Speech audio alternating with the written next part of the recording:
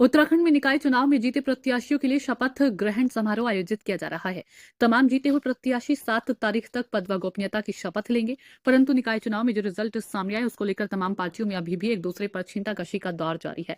जहां कांग्रेस के प्रदेश अध्यक्ष करण माहरा कह रहे हैं कि उत्तराखंड के निकाय चुनाव में सरकार ने सत्ता का दुरुपयोग कर चुनाव को प्रभावित किया, तो वहीं तमाम लोगों के नाम लिस्टों से गायब करना भी चिंता का विषय है। इसका प्रभाव दिल्ली के चुनाव पर भी पड़ेगा। वहीं इस विषय पर कैबिनेट मंत्री सौरभ बहुगुणा का कहना है कि करण माहरा पहले अपनी पार्टी को संभाले, जो कि धड़ों में बटी हुई है। रही बात दिल्ली चुनाव की, तो कांग्रेस को सभी जगह से नकारा जा रहा है और इस बार दिल्ली चुनाव में कांग्रेस की एक भी सीट आने की उम्मीद नहीं है, क्योंकि सभी लोग प्रधानमंत्री की नीतियों से प्रभावित हैं और भाजपा दिल्ली में जबरदस्त प्रदर्शन करने सरकार बनाने जा रही है।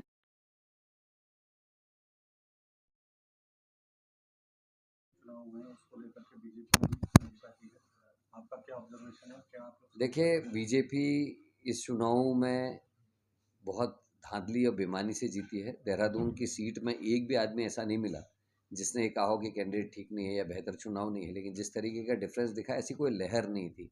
और आपने देखा होगा इस चुनाव के रिजल्ट आने के बाद कोई उत्साह पूरे देहरादून में नहीं दिखाई दे रहा है।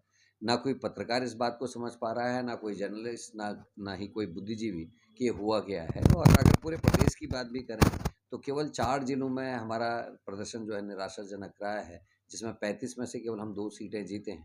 अगर इन 35 में से अगर 15 हम जीते होते तो हम 44 होते और बीजेपी 29 पे होती। आज हम 29 में हैं, बीजेपी 43 पे है, क्योंकि हमने बेहतर प्रदर्शन किया। जितने भी जो बड़े शहर, नामी शहर हैं, नैनीताल, भीमताल, भवाली, गौचर, गैरसैंण, रानीखेत, हम सब जीते हैं।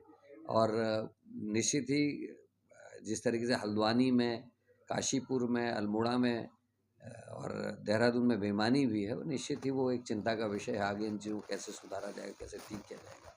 और 4 जिलों में जो मैं कह रहा हूँ, चंपावत हम 4-0, टिहरी 7-0, देहरादून में 4 में से 1, ऊधम सिंह नगर में से 18 में से 1। तो ये कारण रहा कि रिजल्ट उस तरीके का दिखाई नहीं रहा है। लेकिन अगर ऑल ओवर देखें, पहाड़ी क्षेत्रों में कांग्रेस बहुत अच्छे बहुमत से जीत के आई है।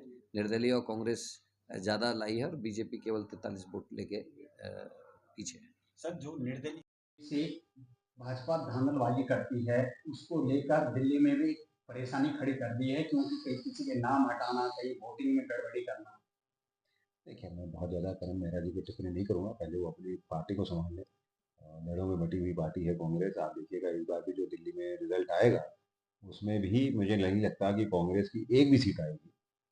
पिछले पिछले चुनाव में वो 0 सीटों पे थे। इस बार भी मुझे लगता है जनता ने कांग्रेस को पूरी तरीके से नकार दिया है। उनकी नीतियों को नकार दिया है, उनकी सोच को नकार दिया है। इस वक़्त पूरा देश कहीं न कहीं मोदी जी के ऊपर अपनी आस्था व्यक्त करता है। पूरी उनकी रीतियों पे, उनकी नीतियों पे चलना चाह रहा है। क्योंकि सबको मालूम है कि अगर इस देश को आने वाले समय में विश्व गुरु बनना है, सबको मालूम है अगर इस देश को विकसित बनना है, इस देश को एक विश्व शक्ति बनना है, तो कहीं न कहीं ये काम सिर्फ़ और सिर्फ़ बीजेपी की सरकार और माननीय मोदी जी का नेतृत्व